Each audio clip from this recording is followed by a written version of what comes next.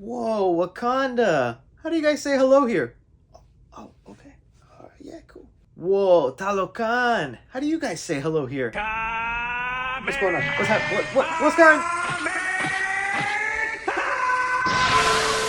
Hello, my movie peeps! Black Panther Wakanda Forever has finally been released in theaters. With this marking the end of Phase 4 for the Marvel Cinematic Universe, it is time for us to get into full spoilers about how this ends this phase and also sets up a bright and wonderful future for the future. So that's exactly what I'll be doing here for you guys, is giving you my spoiler review for Black Panther Wakanda Forever, pointing out some Easter eggs you might have missed, mentioning some of the moments of the movie I really dug and loved, while also talking about some of the things that weren't so great about the movie. But it's not just gonna be my opinion. You guys in that comment section, get down there and tell me your opinions for Black Panther Wakanda Forever. Although I'm seeing a lot of people come out and loving the movie, I'm also seeing a good amount of people that just found this one boring, it didn't vibe with them, they didn't agree with the decisions of who became the new Black Panther, how they described T'Challa's death. All completely valid and understandable reasons, and I'd love to hear it. As long as you're not coming from a place of hate or being an a-hole, leave it down below. I'll put timestamps in the description. If there's a certain section of the movie you want to hear me more talk about, you can go ahead and skip to that. But just diving straight into Black Panther Wakanda Forever, to kind of reiterate some of my general thoughts on this movie, I came out really loving it. I was someone before the release of Black Panther Wakanda Forever that I was not getting excited for this movie. When it was announced that Kevin Feige was not going to want to recast T'Challa and instead kill him in the universe, I thought that was a major mistake. T'Challa is a character that means a lot to a lot of people, and just the stories they were going to tell with that character in the MCU, I felt should have been told and would still honor what Chadwick Boseman started. Then as more trailers, posters, and marketing for the movie was coming out, it was becoming pretty obvious who the new Black Panther was going to be. It was going to be Shuri. And sure enough, seeing the movie, it was her. And before having seen the movie, I also thought that was a mistake. And that's also with me knowing that Shuri was eventually going to be Black Panther, whether we liked it or not. If we lived in a perfect world and Chadwick Boseman hadn't died and he got to have his full trilogy of 3 Black Panther movies, guarantee you 100% by the end of Black Panther 3, Shuri would have become the Black Panther. And I think in that instance, it would have worked out perfectly because she would have had a natural progression of getting that mantle, of being mentored by her brother, preparing for that role, and then passing the torch would have been awesome. And I feel now they were forced to kind of rush that entire mantle pass in the next movie. So really everything leading up to before I saw Wakanda Forever, I thought I wasn't going to end up liking. So to me, it's kind of a miracle how much I ended up loving this movie. Because like, sit down and think about all the setbacks this movie had and had to overcome to just be watchable. It was filmed in the middle of the pandemic, so it had a lot of COVID restrictions. You had to now rework the entire script and introduction for what you were going to do with this movie. Also focus on successfully bringing in characters like Namor and Riri Williams, paying tribute to Chadwick Boseman while also making a path for a bright future.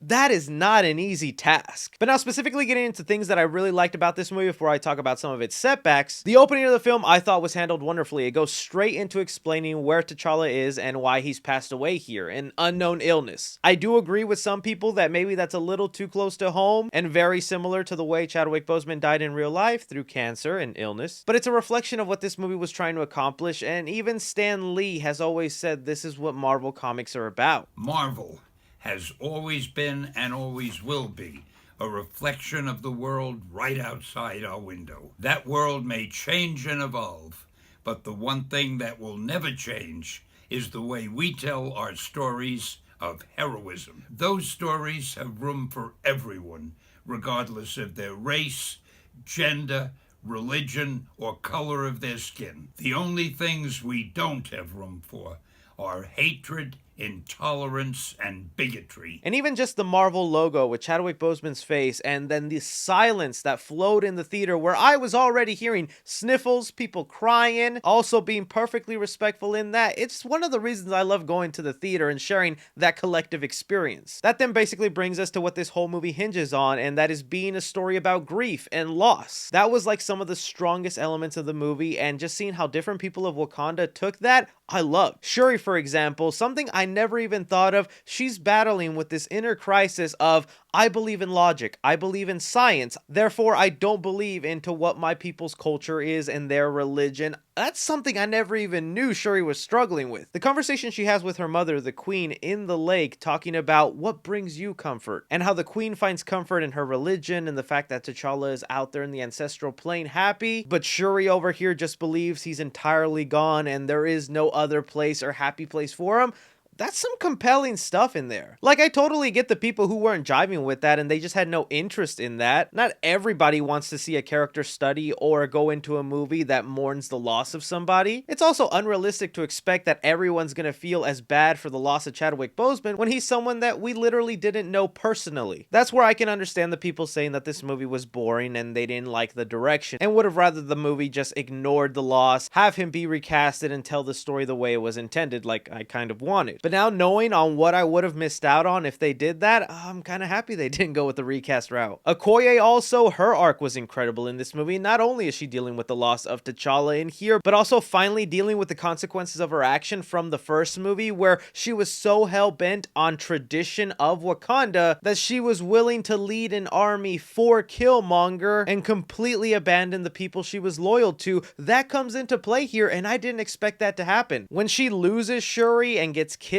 and then the way the queen snaps at her and gets her position lost and is crying, beautiful stuff, man. It's also one of those great moments where you can see both sides are right in the situation. The queen had every right to fire her. The way Angela Bassett just poured out her soul in almost every scene she gave in this movie, I did not blame her at all for firing Okoye, but at the same time, I know Okoye is so loyal to her job, I didn't want to see her get fired. But again, being fair, because this isn't a perfect movie, not everyone's arcs I thought worked as well. I felt like Nakia's elements in the movie just didn't land for me as much as I wanted them to. Towards the end, it was some good stuff, and we're going to talk about that post-credit scene. But when she kind of takes over the movie in the second act, or even when she's sitting down talking to Okoye about how she feels about the loss of T'Challa, it didn't hit as hard as some of the other characters. Kind of the same thing with M'Baku, although I will say his moments of teaching wisdom to Shuri, planting those little seeds for why he's going to make himself a great king of Wakanda, I thought was really nice. I just would have liked to have seen more of him in this movie. Here's where I want to get into talking about the introduction of Namor and the people of Talokan, because Marvel,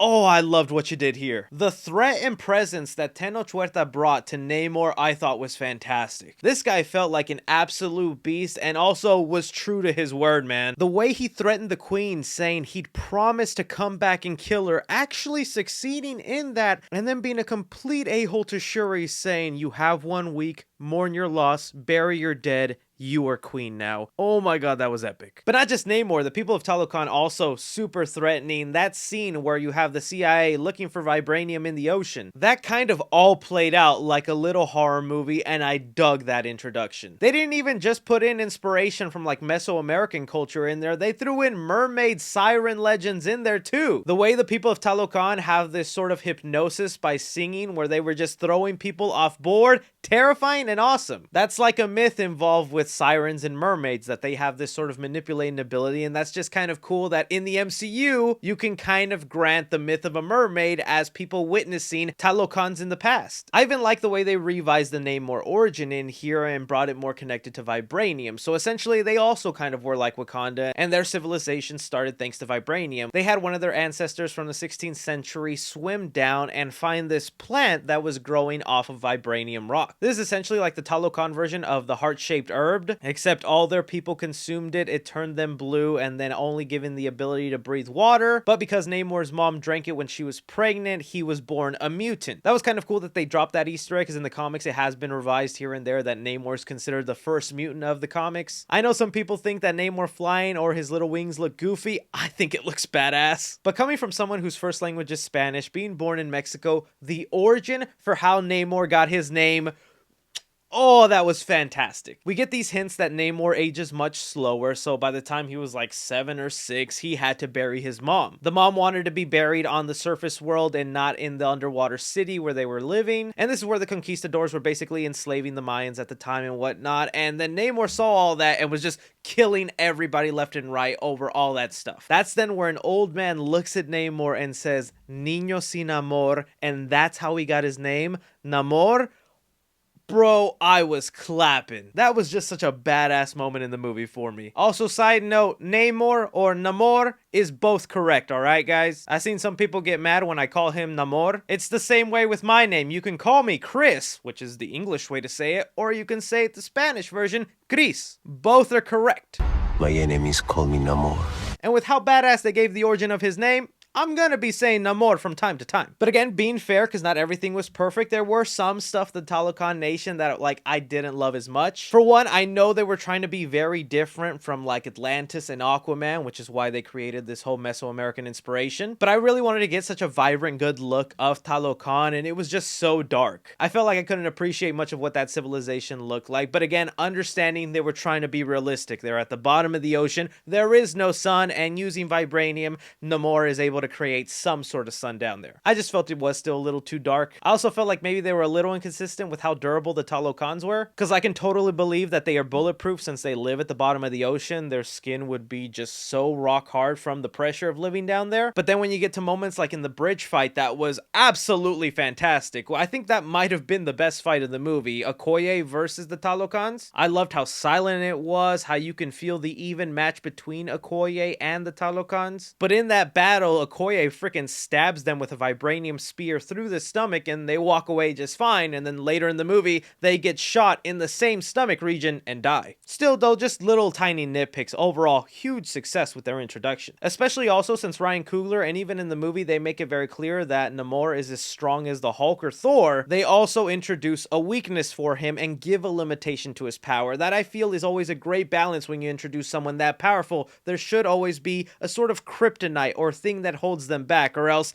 they're just always endlessly powerful. And here the mention of water being the source of his power and that you can dry him out and weaken him, I thought was really smart. Getting on to Riri Williams and her introduction here, I felt they did a suitable enough job, but it still has that thing that Marvel has to do lately where it's set up for something else. It's a Disney Plus series, so it feels kind of shoehorned in. Like Dominique Thorne as Riri was awesome. She had me laughing. I like her personality, and now I'm actually curious to see her show. But because this movie was already 2 hours and 40 minutes long and you had so many other elements to juggle, a lot of the things that piqued my interest with her just had to be sidelined. Like, what is her fascination of wanting to build an Iron Man suit? And also, since this is now like the 7th or 8th character in the MCU that is just introduced as someone really, really smart just by being born smart, it starts to feel less special in the MCU. Like next week they can introduce another really smart person and we just have to roll along with it. Because like on that subject of not feeling special, it's cool that she's capable of building these suits and having an Iron Man look, but it doesn't feel special. And I feel like that's just what's kind of lacking in some of these character introductions. Hopefully in her Disney Plus series it's better though. But here in Wakanda Forever, Riri was important to the plot up to a certain point. She built a machine that compromises Talokan existing and the surface world finding out about them. And although Namor was forcing Wakanda to give her up so he can kill her, halfway into the movie it became less about wanting Riri Williams and Namor just saying, now that humanity can discover us, it's time for us to take over. Which is something he said he was always preparing for, that he was just waiting for the right moment, and Riri was the sign he needed. That also kind of highlights how similar Namor's motive was to Killmonger. They both were villains that in the end thought that the best course of action was for their country to rule over all other countries. And even though I really like Namor, I do think the first Black Panther movie and Killmonger's story was structured a lot better and smoother, and I feel like that just also hurts this movie because it feels like a retread of something that we saw. Diving now into like the third act and towards the ending of the movie, I thought it was really surprising that they killed off Angela Bassett's character. I did not see Queen Ramada actually dying in this movie, but honestly, I like the decision. I know there's a lot of people angry that they killed her, but it's what I was saying, that Shuri in this movie had to get what 3 Black Panther movies would have done for her to take up the mantle, and they had to all cram that into one. She's already in the stages of losing somebody with her brother, with grief, denial, anger, acceptance, and whatnot. The Queen dying was just like that extra push Shuri needed to not only accept in her faith, but also be pushed into a position where she's forced to grow up. Like there's a great moment where M'Baku tells Shuri, it's like, with the things that have happened to you, I can't consider you a kid anymore. Her death also means that the throne is wide open, so that the ending of this movie we can have a potential new king. So yes, it does suck, but I think that was one of the beauties of the MCU. Her death actually hit you. It made you mad. It hurt you. That's thanks to the writing, the performance by Angela Bassett, and I felt it worked in the narrative. I also felt it led to a good transition for Shuri taking up the mantle of Black Panther. I like that they mentioned here, because of what Killmonger did in the first movie, they basically stopped their rituals and there's no longer a king fighting for the throne or wanting to be Black Panther, because we just saw how horribly wrong that went in the last movie. And being one of the last related bloodlines of the Panthers, she needed to take up that role to inspire the next one. I felt the movie did a good job handling how she's not exactly a great fighter, because although she obviously got enhanced strength, agility, and whatnot from taking the heart-shaped herb, I didn't think the movie was exaggerating the abilities that Shuri had set up from the previous movie, because she's a tech head, she's not a fighter. She was not trained like the Dora Milaje or her brother. She had to come up with a strategy, and her tech, which was weakening Namor using that thing that dried him out, and even with all those advantages and strategies she played into, she almost lost that battle and got a spear in the stomach. And I think that is great attention to detail, that she just didn't magically become this expert great fighter. She was struggling to have her own with a very weakened Namor. Side note, before I get to another thing that Shuri did that I loved in here, wasn't a big fan of the Midnight Angels. I know they come from the comics and that's their inspiration from it, but just like Okoye, I wasn't a big fan of the designs. And with how good they were building up this battle with Okoye and Atuma throughout the movie, I gotta admit the fight scenes on the actual boat were not that spectacular. But back to Shuri almost finishing Namor, this all plays into something that happened earlier in the movie, that whenever Shuri took the heart-shaped herb and was sent to the ancestral plane, one, finding out it's real, going all against her thoughts of science and logic, I really thought she was about to meet her mom or maybe some like off-screen version of her brother, but instead we get the Killmonger cameo. And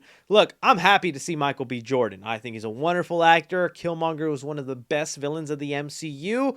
I just don't know how much I love the inclusion of this in the narrative. Like, the ancestral plane is there to kind of help the person, move them forward. Also, the thing that kind of reassures Shuri into her faith and what her ancestors were teaching. So I don't know, I wasn't really loving that moment where like Killmonger's like, be like me, take your vengeance, do it. I'm like, isn't this the stuff that's supposed to give you the advice, and you're supposed to be smart enough to know to do the opposite of what this is telling you, this supernatural experience? They even kind of cop out a little bit at the end, because then we do get like a small glimpse of her mother in the ancestral plane telling Shuri, show him who you are. And with how amazing Angela Bassett's performance was in this movie, it should have been her that she saw in the ancestral plane, but that's just a small little gripe. In the end, I think it still worked out and showed Shuri that she can't live a life of vengeance and have this hate in there, and maybe seeing Killmonger is what opened her eyes to that. Even more so, the way she tells Namor with the spear in her hand, saying, we can't let vengeance consume us, that's exactly what T'Challa said to Zemo in Civil War. Vengeance has consumed you. I'm done letting it consume me. And so it's kind of nice that she went through her own noble arc that mirrored her brother's. I have seen some fans complain though that they don't like that Namor then gave in to that. He yielded and then retreated to Talokan. They felt like it wasn't within his character. But I don't know, to me it actually worked. Namor is smart and he gave his speech. He's like, look, we're retreating right now, but the surface world is going to go after Wakanda. And when Wakanda is in trouble, they're going to come to us. And then that's when we have them in the palm of our hands. It also creates a good setup if they want to do a solo Namor movie, because now the people of Talokan, Atuma, Namora, they're going to be a little hesitant with Namor. It's like, yo, you're our king, you're our ruler, and you yielded to these people?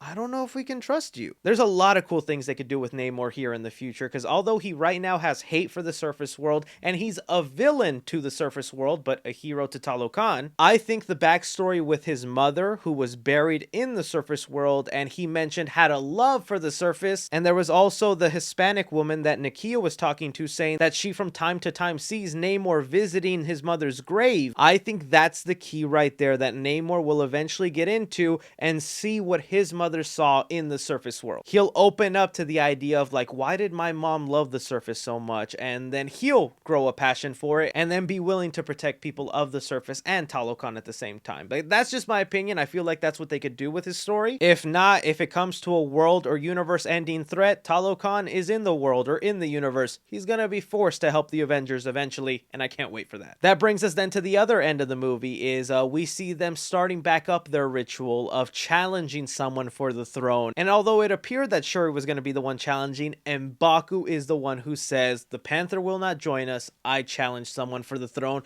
which to me just lets me know M'Baku is now the king of Wakanda. I love that. Throughout the movie, he was showing his little nuggets of wisdom and how he actually thinks like a leader and isn't just a musclehead. Watching the movie a second time, I picked up on so much stuff that led M'Baku's arc that I'm like, he's gonna make a great king. The question is he also gonna be the Black Panther though? I think you could go either way with that, because I don't know if Shuri has given up the Black Panther mantle. He says the Panther won't join us and I challenge someone for the throne, so it's very possible he could be king while Shuri is still the Panther. But earlier in the movie, Nakia says, when this is all over, you have a home with me in Haiti. And at the end of the movie, that's where we see Shuri go, to that place. That might be her new home away from Wakanda. And if that's the case, well, she can't really be the Black Panther if she's not there protecting her town. So I think there's a strong possibility that Shuri is only Black Panther for this movie, and I feel like it works. That finally brings us now to the post-credit or mid-credit scene is what you want to call it. There is only one in this movie, where after Shuri has burned the clothing of her brother and has finally accepted his death and is happy with that. Beautiful moment, by the way, showing all footage of Chadwick Boseman from the MCU. I really enjoyed that. This is also where I want to say, even though this movie was very emotional and it had a lot of gut-wrenching moments, I wasn't crying at all in the movie. I was in my feelings and I was expecting myself to cry, and I was like, oh man, I really didn't cry in this movie.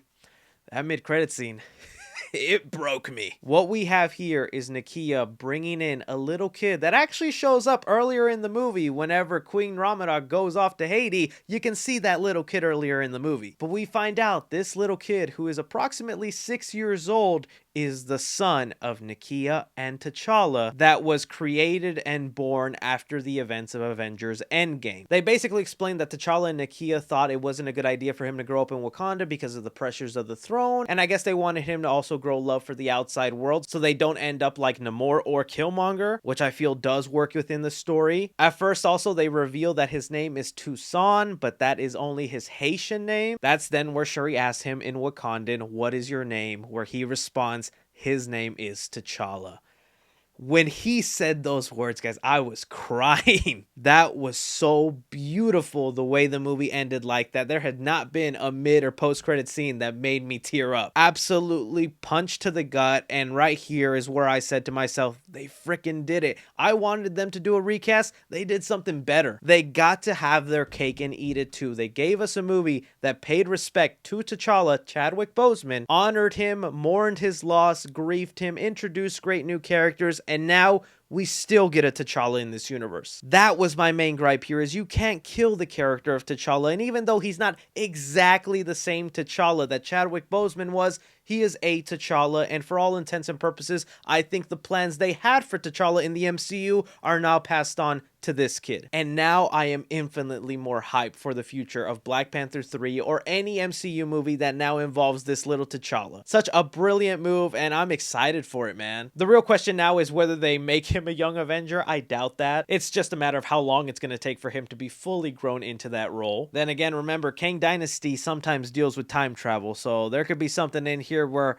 Kang time travels and brings in that kid from the future already grown up. Then we have to talk about the other thing this movie sets up that I didn't spend too much talking about here because I felt like it kind of could have been left out of the movie, is the Everett Ross subplot. So one, we get the bombshell that Everett Ross was once married to Val. That is the Nick Fury-like person that is basically rounding up the Suicide Squad for the Marvel Studios, or the Thunderbolts. She showed up in Black Widow, which was the start of Phase 4, and now she's here by the end of it in Black Panther Wakanda Forever. She's definitely going to be the cause for why the surface world goes to war with Wakanda, and then Wakanda has to turn back to Talokan. Just that line in the movie where Everett Ross says, can you imagine what the US would do if we had vibranium? And she goes, I dream of it. Like, oh, she was really not threatening or a character I cared about at all in all her other appearances, from Black Widow to Falcon and Winter Soldier. Here, she actually seems threatening and like she has a plan. She outsmarted her ex-husband, was willing to arrest him, and proved that she just wants vibranium for the US to be this powerhouse. It makes me so curious to wonder now to what her endgame goal is going to be. Like, are the Thunderbolts going to be sent to Wakanda to retrieve vibranium? Is she going to pass on information to maybe Latveria, another powerful country ruled by Dr. Doom that'll make that world go to war with Wakanda. I know there was rumors that Doctor Doom was going to show up in here and he doesn't, but really I don't see how they could have. There was already so much other stuff going on here. Still though, in the end, in my opinion, I felt like they accomplished it here with Black Panther Wakanda Forever. I think this was a great end to Phase 4. I like what they're setting up for the future, but this is where I throw it off to you guys. What did you think of Black Panther Wakanda Forever? What are your positives? What are your negatives? Would love to hear about it down below. Don't forget to like, subscribe, follow me on Twitter at 3C Films or on TikTok at 3C Films. But as always, I'm Chris. Take care.